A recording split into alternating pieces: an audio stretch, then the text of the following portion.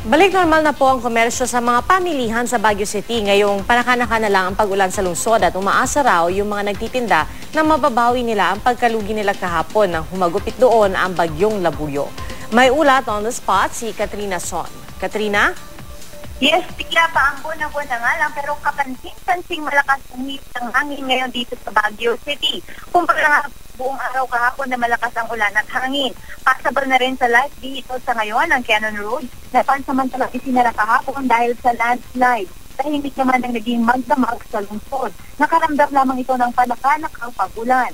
Ayon naman sa CDRRMC, wala nang nakataas na storm warning signal sa Baguio City. Mula kaninang ating gabi ay wala na rin nakita ng landslide incidents at pagbaha sa anumang bahagi ng lungsod.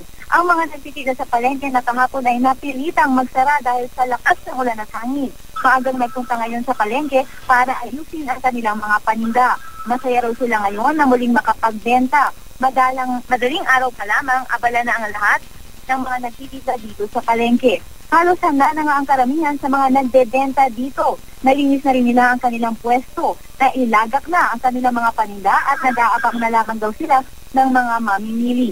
Balik normal na nga raw sila sa kanilang negosyo. Kaya naman, sana raw ay maaga ring magpunta ang kanilang mga suki.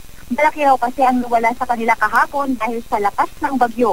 Kahit di raw kasi sila magsara kahapon, wala pa rin mamimili. Kaya sana raw ay makabawi sila ngayon. At yan nga muna ang latest mula rito sa Baguio City. Pia?